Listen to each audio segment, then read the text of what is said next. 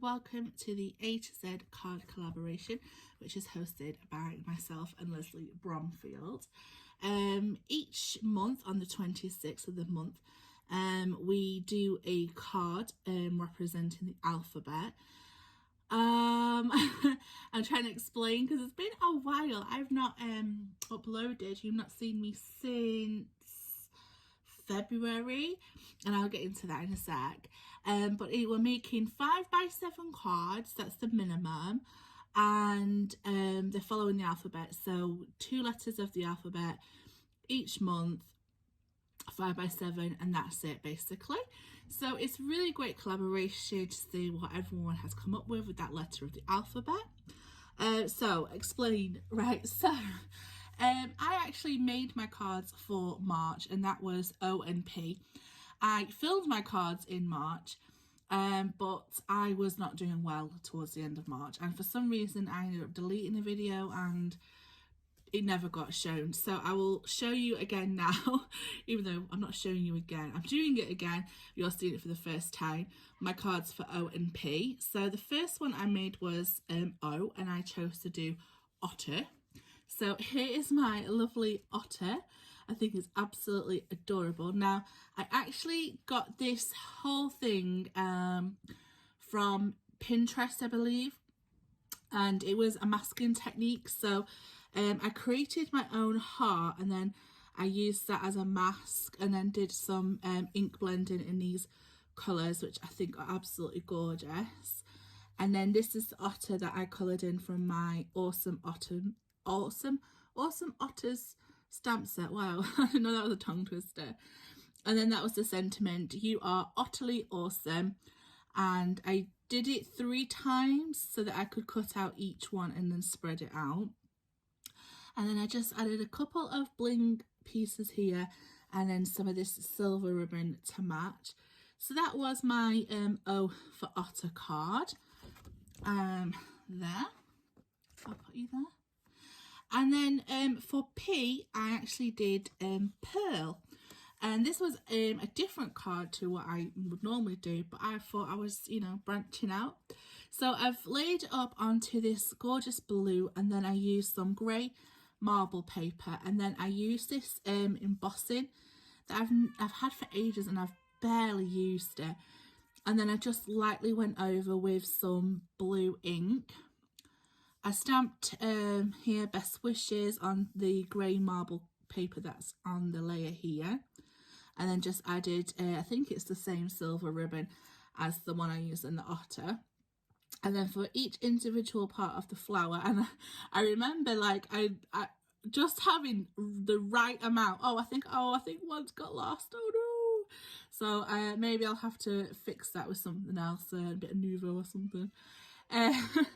But yeah, I went ahead and put in one of these sort of grey blue pearls that I've had in my stash for absolutely ages. So that was for March. That was O and P. Then last month, which I was pretty much missing for the whole of, in April, the letters were Q and R. So to make up for that, I actually have done some cards. So the first one I've done is Q, and I did a quilt.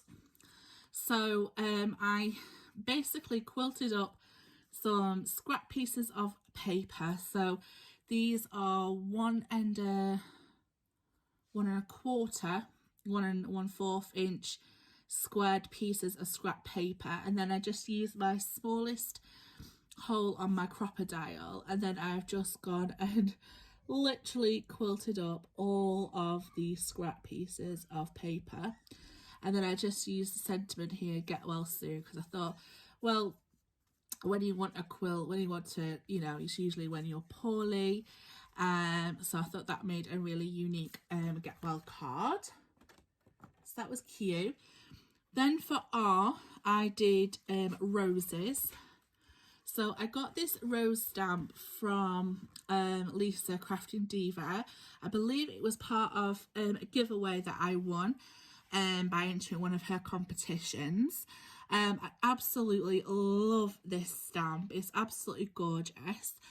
what I'm doing, I was actually making some paper. I just wanted to give this a go, and I stamped out loads of roses, and then I used my StazOn ink, and then I got some tissue paper, and then I did some tissue paper bleeding, but to be like specific on certain areas. So some of them I put blue, some I put this red and pink and the yellow, and then on the leaves I did the green, and then just let it bleed out a little bit. So I did end up with some patches of white.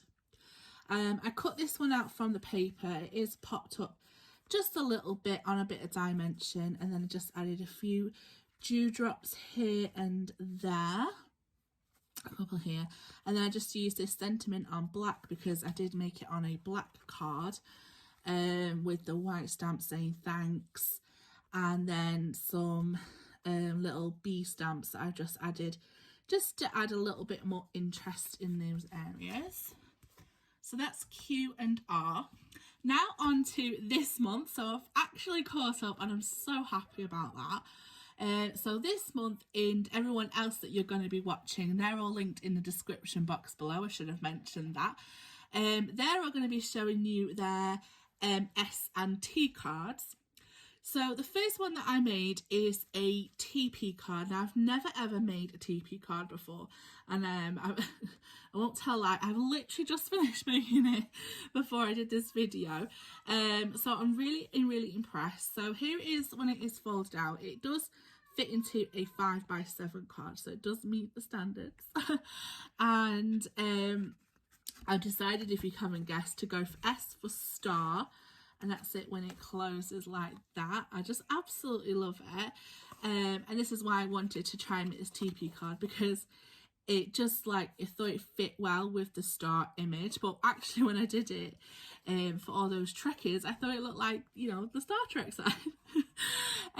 But if you didn't know, my eldest, and probably a lot of your children out there, are all either finishing, graduating, or taking their exams.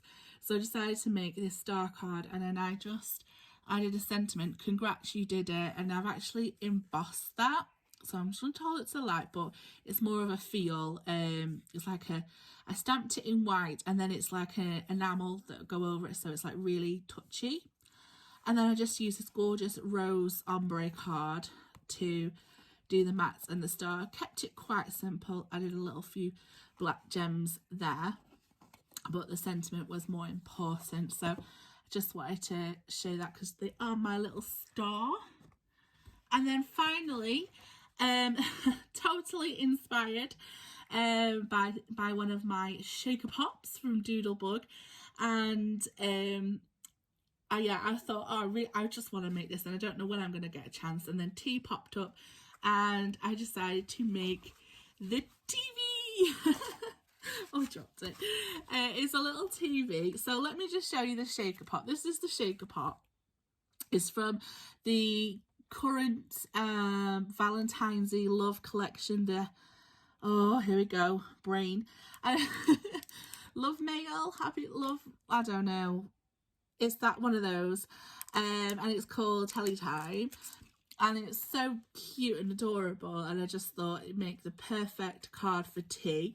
So it is a shaker. It's got shaker bits in it there, little parts. They were gifted to me as well. Then I just used a punch to do those ones, and then pretty much these are punches. And it was just a case of guesswork, really, just loading guesswork and some foam. And then that is my little TV card. I haven't wrote a thing on it because there was nowhere to really put it. I didn't really have anything, but on the cutter part, it said like, stay tuned for some good news. So I thought this would be, you know, like a nice way of announcing something card. So those are my A to C cards that I've finally caught up. I really love my cards, and I just love, you know, watching everyone else and seeing what they came up with. So please go and check them all out.